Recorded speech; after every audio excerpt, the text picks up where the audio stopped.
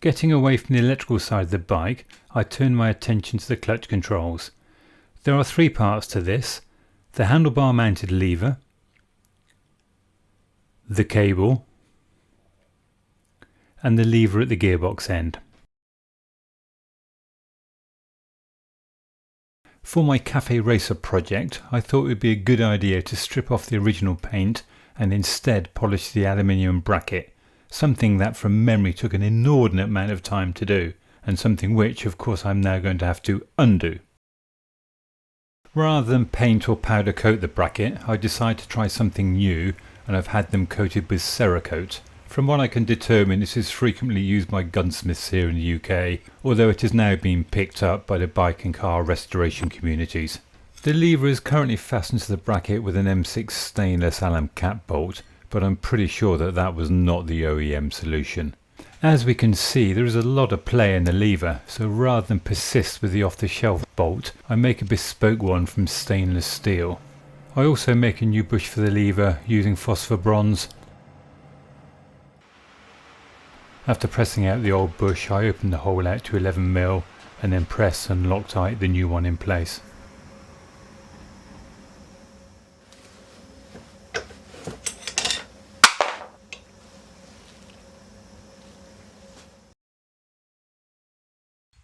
There are a few parts to deal with on the bracket.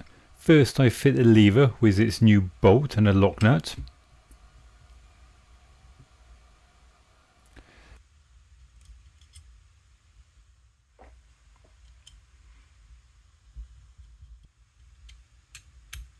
Next is a cable tension mechanism which comprises of an adjuster wheel, which I missed when I sent off the bracket for Cerakote, the sleeve for the cable end, a tiny spring which locates in the recess behind the wheel, and an equally tiny ball, the last two easily lost if dropped.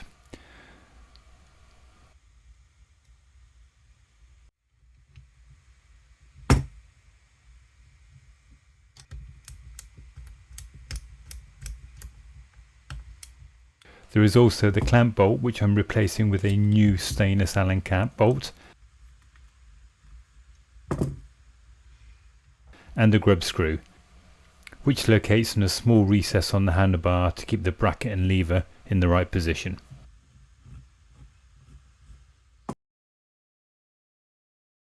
The lever at the gearbox end is tucked away at the back of the gearbox, below the battery box and the swing arm.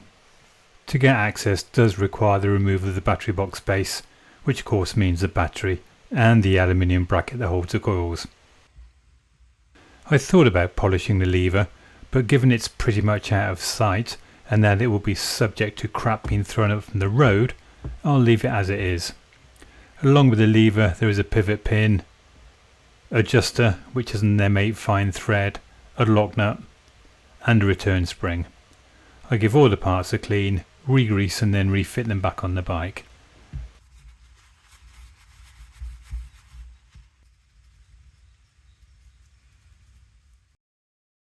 It's worth noting that the spring will drop out unless the cable is holding the lever in position.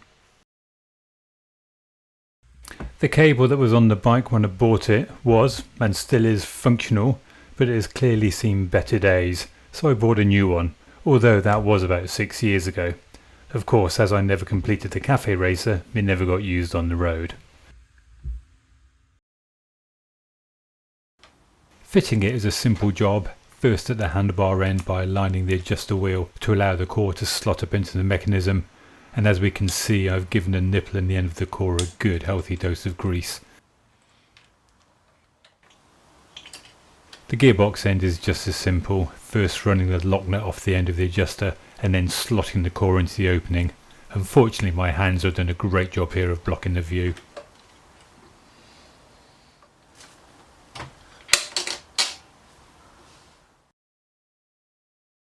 To get the clutch to release, I have the adjuster at the gearbox fully extended with the handlebar end about halfway out.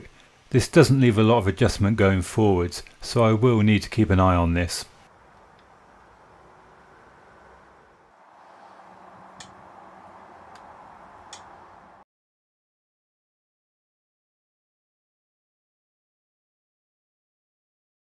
Whilst I'm in this general area, I refit the clock cables. This is the rev counter cable, but both this and the Speedo cable are pretty much the same, other than the latter being a bit longer.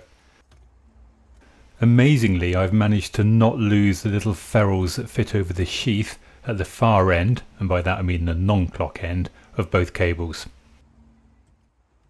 After cleaning up the ends and giving the outers a wipe down with some back to black, I pull out the inner cores and give them a good coating with some light machine oil. And for good measure, I run some down the bore as well.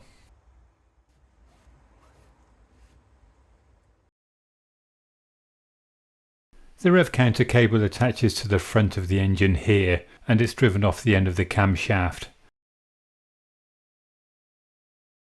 Routing is simple, up alongside the frame, through the yokes and into the back side of the clock.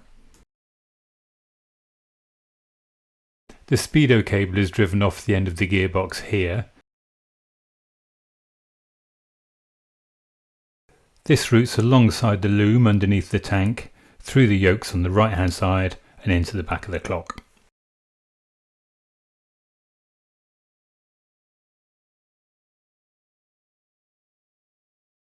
Anyone that has played around with inline 4 Japanese bikes from the same era as this Guzzi will be taken aback at the size of the carbs. They are enormous. To be specific, they are Outtro PHF 36Bs. Like the engine and gearbox, I refurbished these a number of years back by stripping, getting the bodies vapour blasted and rebuilding with all new gaskets, seals and O-rings. I do have some video of me stripping these, which is what you can see now, albeit running at 10 times speed, and edited back quite a bit. As well as being big, they are clearly complex beasts, but on the plus side, getting spare parts is relatively easy. When putting the carbs back together, I did make a change to the chokes. These were actuated via a cable and this lever on the left handlebar, tucked away behind the console, another part that looks like an afterthought. The cable split under the tank and connected to the choke on each carb here and here. For a cleaner solution, I replace these chokes with flip-up items.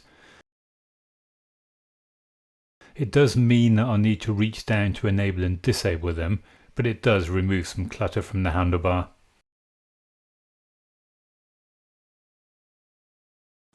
Because I don't have the original airbox, fitting the carbs is a very simple job. They just need to be pushed onto the inlet stubs, remembering of course to remove the rag from the inside first. I've swapped out both the Jubilee clips for new stainless items, and once the carbs are on, I ensure they are tight. The bike did have K&N filters fitted when I got it, which I will put back on, but for now I fit these Venturis that I was going to use on the Cafe Racer. They do look good, but they offer no protection. To finish off this video, my intent was to at least fit the throttle cables, but having thrown away the originals at some point in the past and ordering an incorrect pair of replacements, I'm not able to do that just yet. I do have a 1:2 set that I made from a Ven Hill kit for the Cafe Racer, but that won't fit the Guzzi twist grip. Hopefully I'll get a new set for the next video, and in the meantime I'll turn my attention to the exhaust system.